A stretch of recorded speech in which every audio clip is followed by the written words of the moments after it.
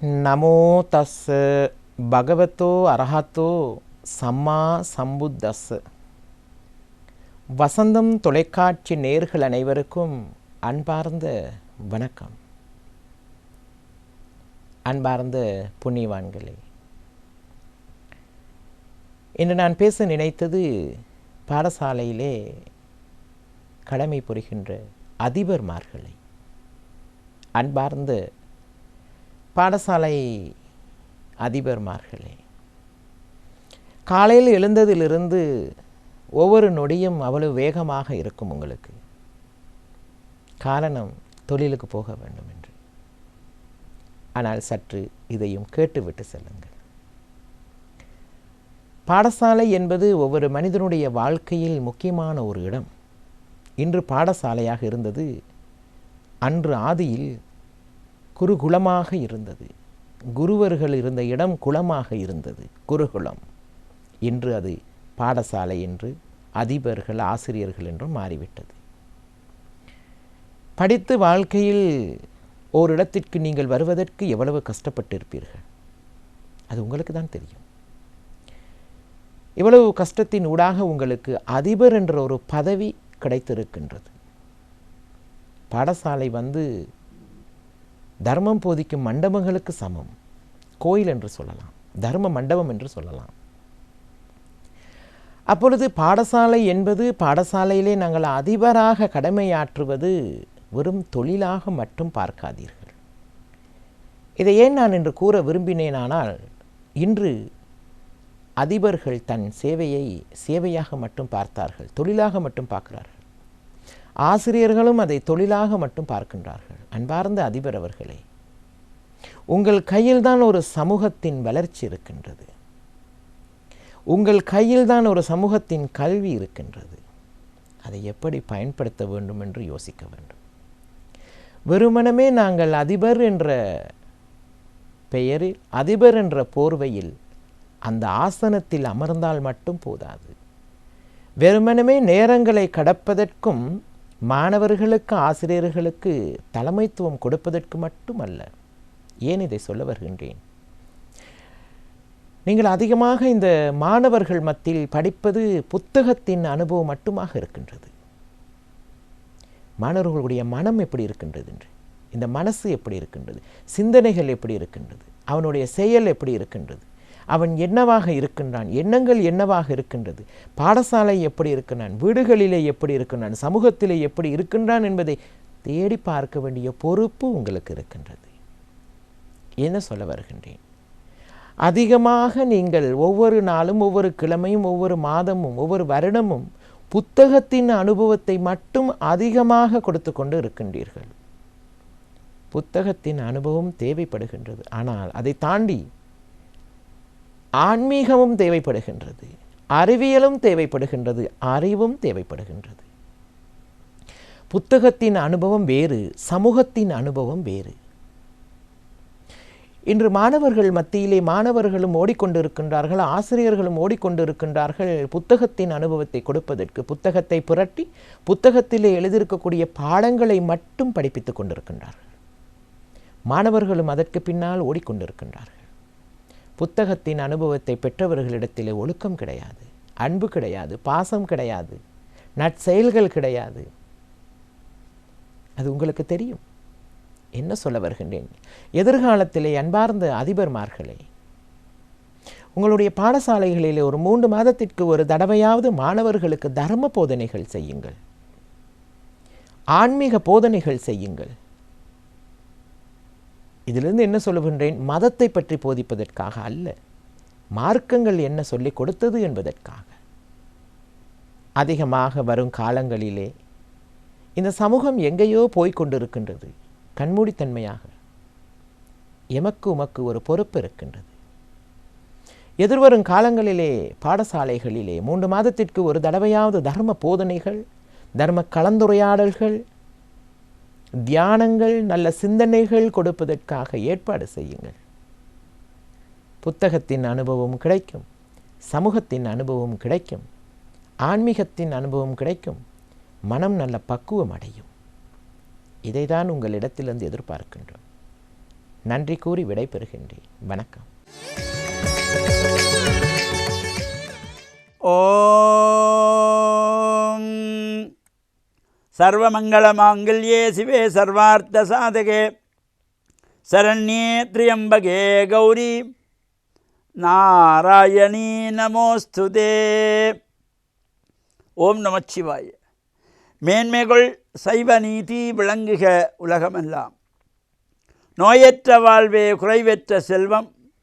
அந்த நோய் நொடிகள் இல்லாத வாழ்வு இந்த உலக மக்கள் எல்லோரும் வாழ வேண்டும் என்று கலியுகத்தின் காந்தமலை ஜோதியாகிய சபரிமலை சுவாமி ஐயப்பனுடைய திருவடிகளை சிறந்தாழ்த்தி வசந்தம் தொலைக்காட்சி நேயர்கள் அனைவருக்கும் சர்வதேச இந்து மத குருபீடம் அகில இலங்கை சபரிமலை ஸ்ரீ சாஸ்தாபுரத்தின் சார்பில் இனிய காலை வணக்கங்களும் நல்லாசிகளும்.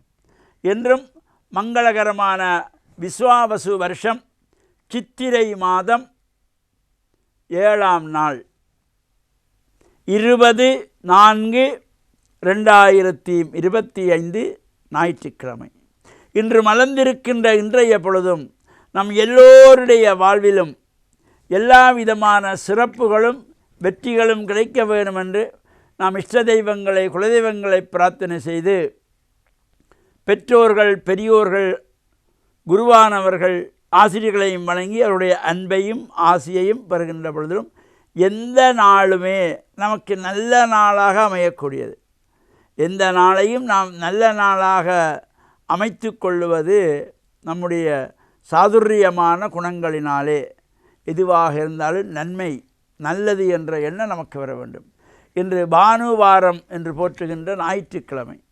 பொதுவாக இந்த ஞாயிற்றுக்கிழமைகளிலே சூரிய பகவானுடைய வழிபாடு, இது தினந்தோறுமே சூரிய வழிபாடு செய்ய வேண்டும். தினமும் நமக்கு சூரிய வழிபாடு செய்ய முடியாது.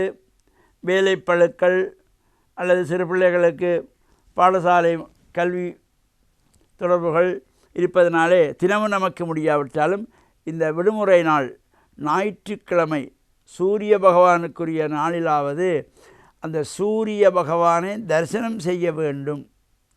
சூரியனை தரிசனம் செய்ய வேண்டும் என்பதற்காக 8 மணி 9 மணி 10 மணிக்கு எழும்பி தரிசனம் செய்வதல்ல. சூரியன் உதிக்கின்ற பொழுது யாரெல்லாம் அந்த சூரியனை தரிசனம் செய்கின்றார்களோ அந்த சூரியனுடைய உதிக்கின்ற வேளையிலே சூரியனை சுற்றி வட்ட வடிவமாக செங்கதிர்கள் தோன்றும். சிகப்பு நிறத்திலே ஒரு வட்ட வடிவத்திலேருந்து ஒரு கதிர் ஒளி ஒன்று வரும். அது நம்முடைய உடம்பிலே படுகின்ற பொழுது நரம்பு சம்பந்தமான நோய்களை தீர்க்கக்கூடிய சக்தி அந்த சூரிய கதிர்களுக்கு உண்டு. உடம்பில் இருக்கின்ற நோய்களை தீர்க்கக்கூடிய சக்தி அந்த சூரிய கதிர்களுக்கு உண்டு. இப்போ பொதுவாக சூரியன் மலர்ந்ததுமே நாம் சொல்லிக்கொள்வோம், சூரியனை கண்ட பனி போல. இந்த பனியெல்லாம் மறைந்துவிடும் சூரியன் வந்ததும். சூரியன் மலர்ந்ததுமே இந்த மலர்களெல்லாம் மலர்ந்துவிடும். அதுபோல் இந்த சூரியன் அதிகாலையிலே உதிக்கின்ற பொழுது யாரெல்லாம் சூரியனை பார்த்து நமஸ்காரம் செய்து தர்ப்பணங்கள் கொடுக்கின்றார்களோ அவர்களுக்கு நரம்பு சம்பந்தமான நோய்களிலிருந்து விடுதலை கிடைக்கின்ற வகையிலே எல்லா விதமான சிறப்புகளையும் தரக்கூடிய இந்த சூரிய நமஸ்காரம், இது ஞாயிற்றுக்கிழமையிலே நாம் இது செய்ய வேண்டும். நமக்கு அதுவும் முடியவில்லையா, ஆலயங்களிலே சென்று இந்த நவக்கிரகங்களுக்குள்ளே நடு நாயகமாக வீற்றிருப்பவர் சூரிய பகவான். சிகப்பு பட்டு சிகப்பு மலர்கள், இப்போ செவ்வரத்தை போன்ற சிகப்பு மலர்களாலே சூரிய பகவானுக்கு அர்ச்சனை வழிபாடுகள் செய்கின்ற பொழுது எல்லா விதமான சிறப்புகளையும் தரக்கூடியவர் இந்த சூரிய பகவான். இந்த சூரிய நமஸ்காரம் நமக்கு எப்பொழுதுமே நன்மையை தரக்கூடியது. இப்போ முன்னைய காலத்திலேயெல்லாம் தாய்மார்களுக்கு தெரியும், இப்போ உள்ள தாய்மார்களுக்கு தெரியாது, பழைய தாய்மார்களுக்கு தெரியும். இந்த பிறந்த குழந்தைகளை கூட அது 3 மாதமோ 6 மாதமோ 1 வயசு வரையில் அந்த குழந்தைக்கு உடம்பெல்லாம் எண்ணெய் போட்டு தேய்த்து, கண்ணெல்லாம் எண்ணெய் போட்டு மூக்கு பிடிச்சி விட்டு, அந்த அதிகாலையிலே அந்த இளவெயில் சூரியன் உதிக்கின்ற விலை வருகின்ற அந்த லேசான சாந்தமான வெயிலிலே அந்த குழந்தையை வெறுந்தரையிலே கிடத்தி விடுவார்கள். அந்த சூரியனுடைய கதிர்கள் அங்கே அந்த இளவெயில் படுகின்ற பொழுது நரம்புகளுக்கு நல்ல வலிவை கொடுத்து அந்த குழந்தையை வளர்த்து விடுவதற்கு இந்த சூரியனுடைய ஒளி மிகவும் நமக்கு தேவை என்பதை உணர்ந்த நம் முன்னோர்கள் இவ்வாறு அந்த குழந்தைகளை எல்லாம் வெறுந்தரையிலே கிடத்தி எண்ணெய் பூசி படுக்க வைத்து விடுவார்கள் காலையிலே. இப்போ அம்மா எழும்புறதே 8 மணி ஆகுது 9 மணி ஆகுதுன்ற அப்புறம் குழந்தை எங்கே காலையில் கொண்டு போய் கிடத்துறது என்ற காலம் இப்பொழுது நாங்கள் மருவி இந்த பழைய சம்பிரதாயங்களை எல்லாம் மறந்து கொண்டு போகிறோம். அந்த குழந்தைகளுக்கு நோய் வராதாம். இந்த சூரிய கதிர்கள் பட்டு வளர்ந்த குழந்தைகளுக்கு நோய் வராது. இப்போ 5 வயசு 10 வயசு குழந்தை கூட கண்ணாடி போடுகின்ற ஒரு நிலையை நாங்கள் பார்க்கிறோம். இவையெல்லாம் தவிர்க்கக்கூடிய சக்தி அந்த சூரிய கதிர்களுக்கு உண்டு. எனவே நாமும் இந்த ஞாயிற்றுக்கிழமையிலே சூரிய பகவானையும் வழிபட்டு அருள்பெற்று மண்ணில் நல்ல வண்ணம் வாழ வசந்தம் தொலைக்காட்சி நேயர்கள் அனைவருக்கும் சர்வதேச இந்து மத குருபீடத்தின் சார்பில் நல்ல ஆசிகளை கூறிக்கொள்வதில் மன மகிழ்வு கொள்கிறோம். சர்வே ஜனாக சிக்கினோ பவந்து சமஸ்த சன் மங்களானி சந்து சுபம். அஸ்ஸலாமு அலைக்கும் வரஹ்மத்துல்லாஹி வபரகாத்துஹு. நஹ்மதுஹு வ நுஸல்லி வ நுஸல்லிமு அலா ரசூலிஹில் கரீம். அம்மா பஅத். பஅத அஊது பில்லாஹி மினஷ் ஷைத்தானிர் ரஜீம். பிஸ்மில்லாஹிர் ரஹ்மானிர் ரஹீம். வல்லாஹு ஜஅல லக்கும் மின் புயூதிக்கும் சகனா. ஸதகல்லாஹுல் அலியுல் அதீம். மேலான சங்கைக்குரிய அல்லாஹ்வின் நல்லடியார்களே, அன்பிற்குரிய நேயர்களே, ரப்புல் இஸ்ஸத் அல்லாஹ் ஜல்ல ஜலாலுஹு வ மனவாலுஹு எமக்கு தந்த நிஅமத்துகளில் ஒரு மிக விலை மதிக்க முடியாத ஒரு நிஅமத் தான் நாம் தங்குவதற்கு அல்லாஹ் நமக்கு தந்திருக்கிற ஒரு வீடு. எனவே வீடு என்பது ஒவ்வொரு மனிதனும் நிம்மதி அடையும் ஒரு தலம். குர்ஆனிலே அல்லாஹ் வல்லாஹு ஜஅல லக்கும் மின் புயூதிக்கும் சகனா, அல்லாஹ் உங்களுடைய வீடுகளை உங்களுக்கு நிம்மதி அடைவதற்காக வேண்டி அல்லாஹ் அமைத்திருக்கிறான் என குர்ஆன்ல அல்லாஹ் சொல்கிறான். எவ்வளவு பிரச்சனையோட சிக்கலோட நிறைய அவமானங்களோட வெளியில் ஆண்கள் திரிந்தாலும் அவர்கள் வெளியில் இருக்கிற எல்லா அவமானங்களையும் சிக்கல்களுக்கும் ஆறுதல் அடையும் ஒரு இடம்தான் அப்படியே இரவில் வந்து தங்கினா வீடு. ஒவ்வொரு ஆணும் இரவில் தங்கி அடுத்த நாள் காலையில் வெளியும் போகும் பொழுது ஒரு புதிய மனிதனாகத்தான் வெளியே போகிறான். மேலான சங்கைக்குரிய அல்லாஹ்வின் நல்லடியார்களே, எப்படி ஆணுடைய ஒரு அமைதி வீட்டில் இருக்குதோ அதே மாதிரி பெண்ணுடைய அதிகாரம் வீட்டில் இருக்குது.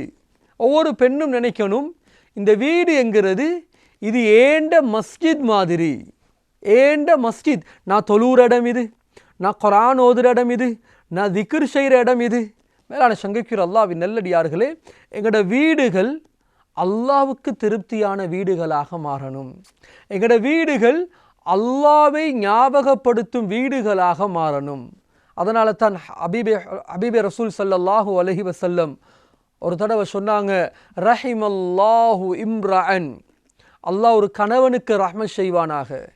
எப்படியாப்பட்ட கணவன்? அதிகாலையில் எழும்பி தஹஜ்ஜத் தொழுந்து தன்னுடைய மனைவியை தஹஜ்ஜத்துக்காக வேண்டி எழுப்பாற்றாரு. மனைவி எலும்பல்ல, தண்ணி கொஞ்சம் தொளிச்சு மனைவியை தொழுகைக்காக வேண்டி எழுப்பாற்ற அந்த கணவனுக்கு அல்லாஹ் ரஹ்மத் செய்வானாக. ரஹிமல்லாஹு இம்ரஅத்தன், அல்லாஹ் ஒரு பெண்ணுக்கு ரஹ்மத் செய்வானாக. அதிகாலையில் எழும்பி தஹஜ்ஜத் தொழுந்துட்டு தன்ட கணவனை தஹஜ்ஜத்துக்காக வேண்டி எழுப்பாற்றா, அவர் எழும்புறார் இல்லை, தண்ணி கொஞ்சம் தொளிச்சு தஹஜ்ஜத்துக்கு எழுப்பாற்ற அந்த பெண்ணுக்கு அல்லாஹ் ரஹ்மத் செய்வானாக.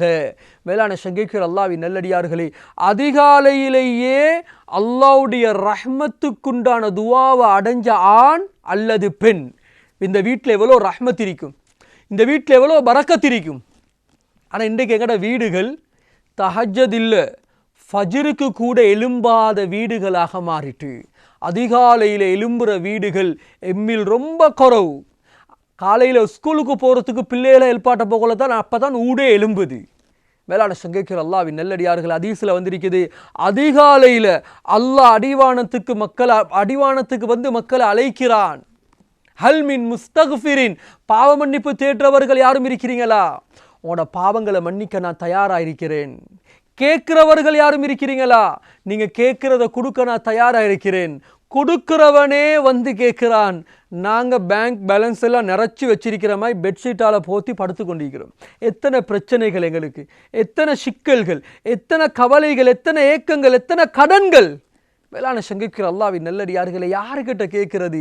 அதிகாலையிலே எழும்பி அல்லாஹ்விடம் ஒப்படைக்க தகுதியற்றவர்களாக மாறிவிட்டோம். அல்லாஹும்ம பாரிக் லி உம்மதி ஃபீ புகூரிஹா.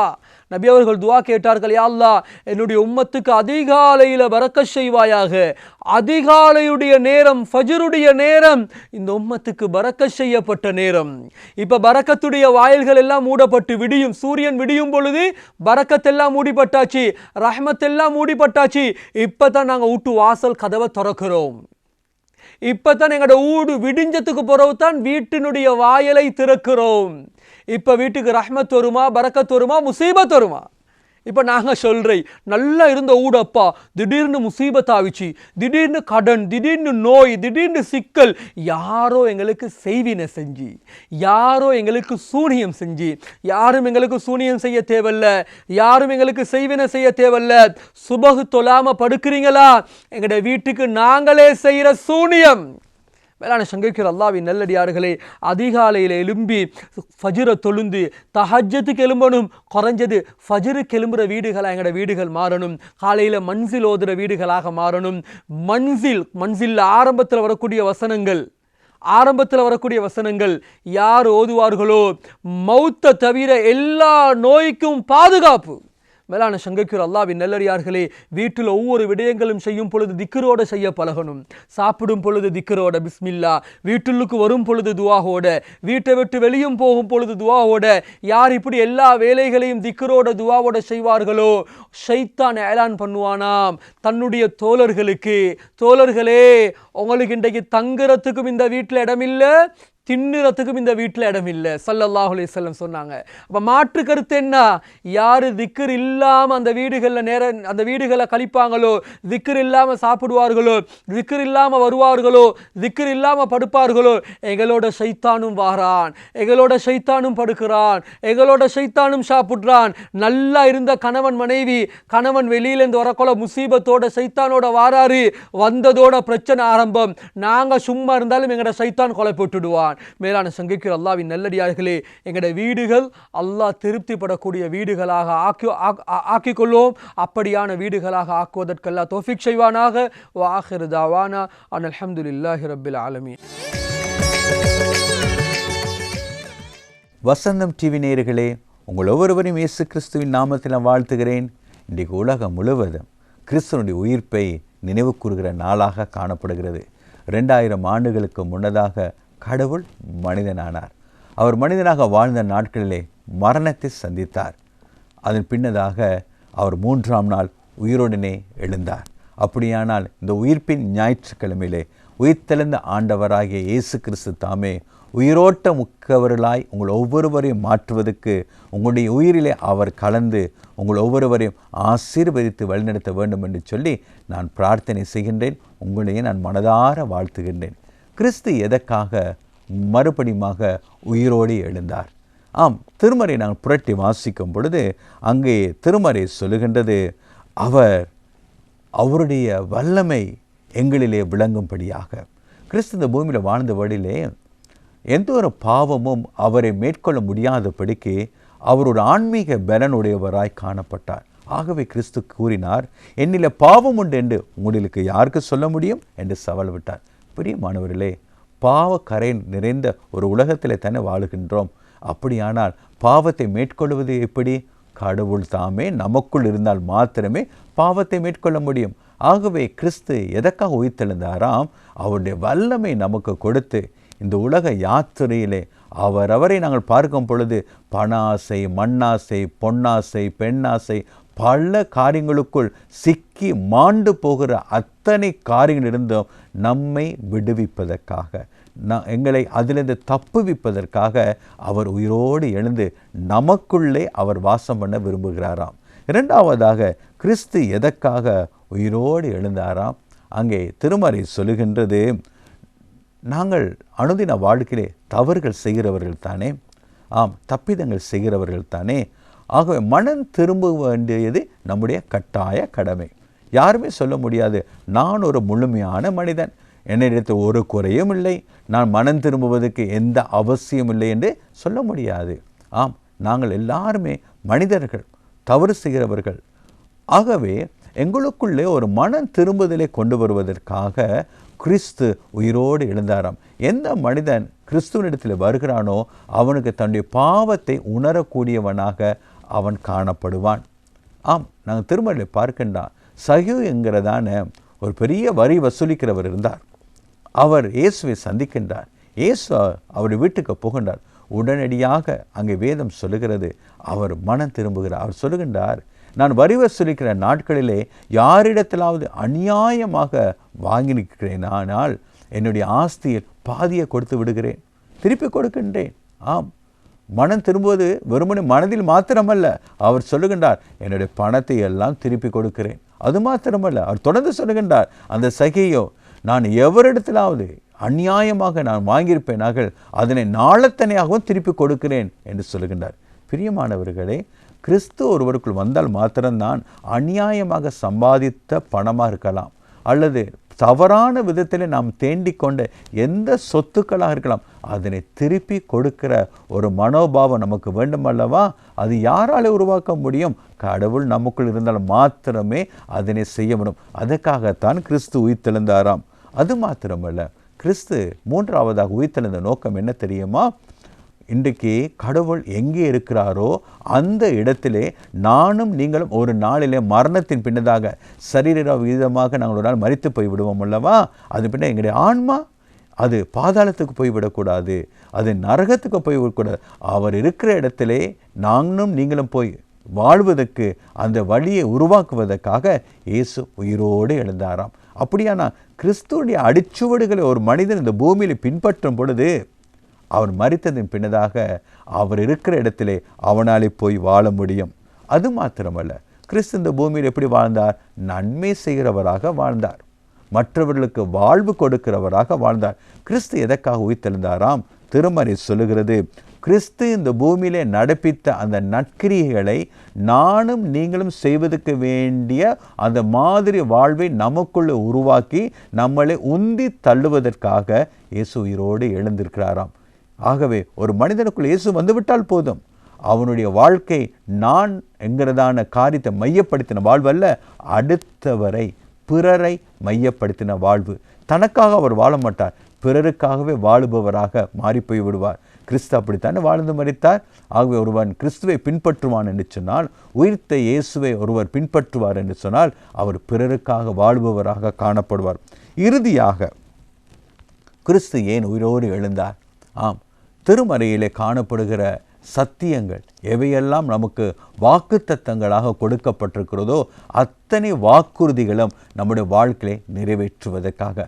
அப்படியான பிரியமானவர்களே, கிறிஸ்து உயிர்த்தெழுந்தின் வழியாக நமக்கு கிடைக்கின்ற இத்தனை ஆசீர்வாதங்களையும் நான் நீங்கள் பெற்றுக்கொள்ள வேண்டாமா?